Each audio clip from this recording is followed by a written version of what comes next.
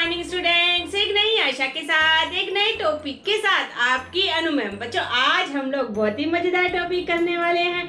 क्या करने वाले हैं? श्रृंगार रस। श्रृंगार रस के दो भेद होते हैं। कौन कौन से? संयोग श्रृंगार रस और वियोग श्रृंगार रस। आज हम करेंगे संयोग श्रृंगार रस। श्रृंगार रस को रसों का राजा भी कहा जाता है, यानी इसे रसराज कहा जाता है। जब नायक नायिका का मिलन होता है और परस्पर प्रेम उत्पन्न होता है तो वहाँ क्या होता है? वहाँ पे श्रृंगार रस होता है, संयोग रस होता है। यानी नायक नायिका का मिलन और उनके बीच में उत्पन्न प्रेम की भावना जो होती है वो ही श्रृंगार रस कहलाता है। आज हम श्रृंगार रस में संयोग श्रृंगार रस करेंगे। इसका स्थायी भाव क्या होता है? प्रेम या रति। जब नायक नायिका का मिलन होता है तो वहाँ क्या कहलाता है? संयोग श्रृंगार रस। अब हम संयोग श्रृंगार रस को अनेक उदाहरणों के द्वारा समझेंगे। सबसे पहला एग्जाम्पल क्या है? बसो मेरे नैनन में नंदलाल, मोर मुकुट मकरा कृत कुंडल अरुण तिलक दिए भाल। ये पद किसका है? ये पद मीरा का है। मीराबाई की भक्ति माधुर्य भक्ति कहलाती है। वो श्री कृष्ण को अपना पति मान चुकी थी। इस बात को समझने के लिए उनके बचपन की घटना बताती हूँ। जब वो 5 वर्ष की थी, उनके महल के नीचे से बारात जा रही थी। उन्होंने अपनी माँ से पूछा कि माँ क्या जा रही है नीचे से? तब उनकी माँ ने कहा नीचे बारात जा रही है। तब उनकी जिज्ञासा जागी। उन्होंने कहा कि बारात क्या होती है? तब उनकी माँ ने कहा दूल्हा जब अपनी दुल्हन को लेने के लिए जाता है तो वो बारात लेके जाता है। तब मीरा ने पूछा कि मेरी बारात कब आएगी? मेरा दूल्हा मुझे कब लेने आएगा? तब मीराबाई की माँ व्यस्तता के कारण श्री कृष्ण की मूर्ति को उठाकर उनकी गोद में रख देती है और बोलती है यही तेरा दूल्हा है। तब से मीराबाई श्री कृष्ण को अपना पति मान चुकी थी, यानी अपना दूल्हा मान चुकी थी। और उनके प्रति जो उनके भाव जगे वो पति के जैसे ही जगे, यानी उनके प्रति प्रेम की भावना जगी। जब मीराबाई की शादी की अवस्था आई और शादी की बातचीत चली तो उन्होंने स्पष्ट कह दिया मेरा तो विवाह पहले से ही हो चुका है। लेकिन लौकिक परंपरा को निभाने के लिए उन्होंने शादी की। लेकिन पहली ही रात उन्होंने बोल दिया मैं तो अपने पति के साथ सोऊंगी। उनके पति ने आश्चर्यचकित होकर कहा तुम्हारा पति कौन है? मैं ही तो तुम्हारा पति हूँ। लेकिन उन्होंने श्री कृष्ण की मूर्ति को दिखाते हुए कहा यही मेरे पति हैं और आप तो मेरे दोस्त हैं। तब उनके भोलेपन पर उनके पति को हंसी आ गई। उन्होंने कहा ठीक है, मैं तुम्हारा दोस्त हूँ और ये तुम्हारे पति हैं। जब उनके पति का देहांत हो गया तब उनके देवर ने कुदृष्टि डाली। सास ने उन पर जुल्म ढाने शुरू कर दिए। लेकिन मीराबाई अपनी भक्ति में लगी रही। वो दिन रात मोहन के गुण गाती थी। उन्होंने रैदास को अपना गुरु बना लिया और वो उनके सानिध्य में श्री कृष्ण की भक्ति करने लगी और मंदिरों में जाने लगी। उन्होंने अपने गुरु के सानिध्य में अनेक पद लिखे, जैसे ये पद बसो मेरे नैनन में नंदलाल। वो श्री कृष्ण को कह रही है कि मेरी आंखों में बस जाओ। और क्या है आगे? मोर मुकुट मकराकृत कुंडल अरुण तिलक दिए भाल। जिनकी क्या है? जिनका मुकुट क्या है? मोर मुकुट है। जिन्होंने मोर मुकुट पहन रखा है और उन्होंने मकराकृत कुंडल, उन्होंने सुंदर से कुंडल पहन रखे हैं और अरुण तिलक दिए भाल, उन्होंने लाल तिलक अपने माथे पर लगा रखा है। ऐसे श्री कृष्ण मेरी आंखों में बस जाओ। मीराबाई ने जो प्यार किया वो अनकंडीशनल था, यानी वो कभी नहीं कहती थी कि पहले मुझे आप प्यार करोगे तब मैं प्यार दूंगी। वो अपने प्यार को हमेशा श्री कृष्ण के प्रति समर्पित करती रही, उनके प्रति लुटाती रही। अब हम अगला एग्जाम्पल लेते हैं। अगला एग्जाम्पल क्या है? मेरे तो गिरधर गोपाल दूसरो न कोई, जाके सिर मोर मुकुट मेरो पति सोई। उन्होंने स्पष्ट शब्दों में कह दिया। क्या कहा? मेरे तो गिरधर गोपाल, मेरे तो सिर्फ गिरधर गोपाल हैं और दूसरा कोई नहीं है। जाके सिर मोर मुकुट मेरो पति सोई, जिनके सिर पर मोर का मुकुट विराजता है वही मेरे पति हैं। अगला लेते हैं, प्रिय प्यारे तिहारे निहारे बिना आँखियां दुखियां नहीं मानती। ये भी श्री कृष्ण के प्रति ही प्रेम है। तो क्या कहते हैं यहाँ पर कि तुम्हारे दर्शन के बिना हमारी आंखों की प्यास नहीं बुझती, यानी हमारी आँखियां आपका इंतजार करते करते दुखने लगती है, लेकिन फिर भी वो तृप्त आपके दर्शनों से ही होती है। इस प्रकार यहाँ पर भी प्रेम का भाव उत्पन्न हो रहा है, यानी यहाँ पर स्थायी भाव क्या है? प्रेम। आलंबन क्या है? श्री कृष्ण। आश्रय क्या है? मीरा। और उद्दीपन क्या है यहाँ पर? यहाँ पर उद्दीपन श्री कृष्ण का प्रेम। और यहाँ पर संचारी भाव क्या है?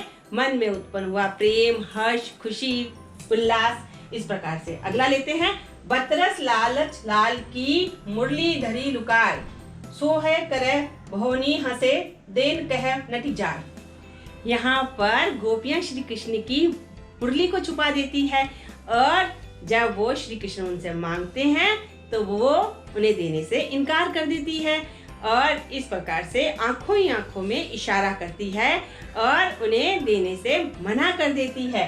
क्या कहते हैं? बतरस लालच लाल की, यानी वो श्री कृष्ण से बातें करना चाहती है, आर्ग्यूमेंट करना चाहती है। इस बहाने श्री कृष्ण के श्री वचनों को वो सुनना चाहती है। और मुरली धरी लुकाए, उन्होंने बंसी को छुपा दिया। सोहन करे, इशारे कर रही है आपस में कि चुप रहो, श्री कृष्ण को पता नहीं चलना चाहिए कि हमने मुरली छुपाई है। बोहनी हंसे, यानी भौं से हंस रही है, मुख से नहीं हंस रही है। देन कह नटी जाए, और जब श्री कृष्ण उनसे मांगते हैं तो वो देने से इनकार कर देती है। तो यहाँ पर भी क्या है? आलंबन हमारे श्री कृष्ण है, स्थायी भाव प्रेम है, आश्रय यहाँ पे क्या है? गोपियां। यहाँ पे उद्दीपन क्या है? बातें करने का लालच।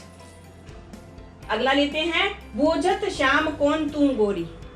अब श्री कृष्ण पहली बार राधा से टकराते हैं, यानी राधा पहली बार ब्रिज में आई है, तो श्री कृष्ण उनसे इंट्रोडक्शन मांग रहे हैं, परिचय मांग रहे हैं। क्या कह रहे हैं कि बोझत श्याम कौन तू गोरी, हे गोरी तुम कहाँ से आई हो।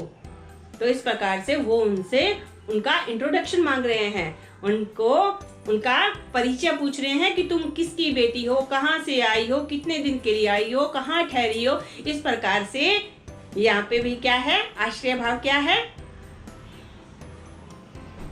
तो इस प्रकार से भी ये भी श्रृंगार रस का उदाहरण है। अगला लेते हैं, उधो मोही ब्रज बिसरत नहीं। यहाँ पे श्री कृष्ण अपने मन का हाल उधो को बता रहे हैं, कह रहे हैं मथुरा आने के बाद में भी ब्रिज की यादें मुझसे भुलाई नहीं जा रही है। यानी ब्रिजवासी इतना प्रेम करते थे श्री कृष्ण को कि श्री कृष्ण ब्रिज को भूल कर भी भूलना नहीं चाहते, यानी वो भुलाने की चेष्टा भी करे तो भी उनके प्यार को नहीं भूल पा रहे हैं। तो यहाँ पर अपनी विवशता का वर्णन करते हुए श्री कृष्ण उद्धव से कह रहे हैं कि मेरे से ये ब्रिजवासी और ब्रिज भूलने से भी नहीं भूल रहा है। अगला लेते हैं, तो पर 12 उर्वशी सुनी राधिका सुजान, तू मोहन के उर्वशी है उर्वशी समान। यहाँ पर क्या एग्जाम्पल है? यहाँ पे राधिका के बारे में बताया गया है। राधिका को क्या किसके समान बताया है? उर्वशी के समान बताया गया। उर्वशी कौन है? उर्वशी देवराज इंद्र के लोक की सबसे सुंदर अप्सरा है। तो यहाँ पर क्या बताया है? तो पर 12 उर्वशी, तुम पर उर्वशी को न्योछावर कर देते हैं। सुनी राधिका सुजान, सुनो राधिका, तुम्हारे पर उर्वशी भी न्योछावर है। क्यों न्योछावर है? तुम मोहन के उर्वशी, क्योंकि तुम मोहन के हृदय में बसती हो, इसलिए तुम उर्वशी के समान ही सुंदर हो। इसलिए तुम्हारे पर सैकड़ों उर्वशियां न्योछावर की जा सकती है, क्योंकि तुम्हें श्री कृष्ण पसंद करते हैं। अब हम अगला एग्जाम्पल लेते हैं। अगला एग्जाम्पल हमारा क्या है? राम के रूप निहारती जानकी, कंगन के नक की परछाई, जात सब सुधी भूल रही, कर टेकी रही पल तारत नहीं। यहाँ पर राम के विवाह का वर्णन है, यानी विवाह मंडप में जब जानकी और श्री राम बैठे हैं, उनका विवाह हो रहा है, तो दुल्हन बनी सीता श्री राम को एकटक निहार रही है। किसके माध्यम से? डायरेक्ट नहीं देख रही है। क्या देख रही है? अपने कंगन में लगे नग में जो श्री राम की छवि उभर रही है उसे देख रही है और एकटक देख रही है और वो अपनी सुध-बुध भूल बैठी है। तो इस प्रकार से यहाँ पर भी संयोग श्रृंगार रस उत्पन्न हो रहा है। तो यहाँ पे क्या है? स्थायी भाव क्या है? प्रेम। आलंबन क्या है? श्री राम। आश्रय क्या है? यहाँ पर विवाह मंडप। और इस प्रकार से ये विवाह मंडप का दृश्य है। और संचारी भाव तो मन में प्रेम उत्पन्न होना, उत्साह, हर्ष, उल्लास, इस प्रकार से होता है। अगला लेते हैं। लता ओट तब सखई लखाए, श्यामल गोर किशोर सुहाए, देख ही रूप लोचन ललचाने, हर्ष जनुप निधि पहचाने। यहाँ पर जब सीता ने पहली बार राम को देखा तो उसका वर्णन किया गया है। लता ओट यानी लताओं की ओट में छिपकर जब सखियों ने श्री राम के दर्शन सीता को करवाए तो सीता उनको देखती ही रह गई। उनके सुंदर गठीले बदन को वो देखती ही रह गई। देखी रूप लोचन ललचाने, उनकी आंखें उनसे हट ही नहीं रही थी। यानी नेत्र इतने लालची हो गए थे कि उनके रूप सौंदर्य को पीना चाहते थे। हर्ष जनु निज निधि पहचाने, अपने स्वामी को उन्होंने पहचान लिया। कहा जाता है श्री राम और जानकी विष्णु और लक्ष्मी के रूप थे, तो धरती पर उन्हें मानव लीला करने के लिए अवतरित होना पड़ा, राक्षसों का वध करने के लिए। तो यहाँ पर क्या है? हर्षे जनु निधि पहचाने, अपने स्वामी विष्णु जी को माता लक्ष्मी बनी सीता जी ने पहचान लिया। तो इस प्रकार से प्रथम मिलन का ये दृश्य यहाँ पर दिखाया गया है। तो यहाँ पर भी कौन सा भाव उत्पन्न हो रहा है? रति का भाव, प्रेम का भाव उत्पन्न हो रहा है श्री राम को पहली बार देखकर। तो इस प्रकार से ये भी क्या है? संयोग रस का उदाहरण है। अगला एग्जाम्पल लेते हैं। अगला क्या है? कहत नटत रीजत खीजत, मिलन खिलत लजियात, भरे भवन में करत है नैनन ही सो बात। ये बिहारी जी का सबसे प्रसिद्ध दोहा है। क्या है? नायक और नायिका भरे भवन में किस प्रकार से बातचीत कर रहे हैं। यानी बहुत सारे लोग भवन में बैठे हैं, उनके बीच में वो आपस में इशारों में बात कर रहे हैं। कहत यानी नायक कुछ कहता है, नटक नायिका उसे मना कर देती है, रीझत तब नायक उस पर रीझ जाता है, तब नायिका को और गुस्सा आता है। मिलन फिर दोनों की आंखें मिलती है, खिलत और दोनों के मुस्कान चेहरे पर खिल जाती है, लज्जात और नायिका शर्म से लाल हो जाती है। भरे भवन में करत है नैनन ही सो बात। इस प्रकार से वो भरे भवन के बीच में यानी इतने सारे लोगों के बीच में आपस में इशारों से ही बातें कर रहे हैं। तो इस प्रकार से यहाँ पर भी स्थायी भाव क्या है? रति यानी प्रेम का भाव। नायक और नायिका के बीच में प्रेम उत्पन्न हो रहा है। तो संयोग श्रृंगार रस का ये बहुत अच्छा एग्जाम्पल है। अगला लेते हैं। एक जंगल है तेरी आंखों में, मैं जहाँ राह भूल जाता हूँ, तू किसी रेल सी गुजरती है, मैं किसी पुल सा थर्राता हूँ। क्या कहा है? एक बार फिर से पढ़ते हैं। नायक नायिका को क्या कह रहा है? एक जंगल है तेरी आंखों में, मैं जहाँ राह भूल जाता हूँ। तेरी आंखों में एक जंगल है जिसमें मैं भटक जाता हूँ। तू किसी रेल से गुजरती है, तू मेरे पास से एक रेल के जैसे गुजरती है और मैं किसी पुल सा थर्राता हूँ यानी कांपने लगता हूँ, यानी तुम्हारे पर मर मिटा हूँ। तुम जब एक नजर से मुझे देख लेती हो तो मेरा चित्त प्रसन्न हो जाता है। हमारे संयोग श्रृंगार रस के उदाहरण। अब इसमें हम श्री कृष्ण और गोपियों के संबंध में लिख सकते हैं, श्री कृष्ण और मीरा के संबंध में लिख सकते हैं, श्री कृष्ण और राधा के संबंध में लिख सकते हैं, श्री राम और राम के बारे में लिख सकते हैं, नायक और नायिका के प्रेम संबंधों के बारे में लिख सकते हैं। लेकिन फिल्मी गीत लिखना मना है। यदि आप मेरे साथ प्रैक्टिस करते हैं तो आपके लिए संयोग रस लिखना हो जाएगा बाएं हाथ का खेल और आप पाएंगे परीक्षा में अधिकतम अंक। मैं हिंदी भाषा को इतना सरल, सहज और सुबोध बना देना चाहती हूँ ताकि बच्चों का जो हिंदी के प्रति इंटरेस्ट कम हुआ है वो बढ़े। और ग्रामर में आपको किन किन टॉपिक पे दिक्कत आती है आप मुझे कमेंट बॉक्स में लिख के भेजिए, मैं यथासंभव उन पे वीडियो बनाऊंगी। यदि मेरा प्रयास आपको अच्छा लगता है तो आप मेरे वीडियो को लाइक कीजिए, कमेंट कीजिए और शेयर जरूर कीजिए, क्योंकि हिंदी भाषा को प्रथम स्थान पे लाना हर भारतीय का प्रथम कर्तव्य है। हिंदी अपनाइए, मत शर्माइए। धन्यवाद।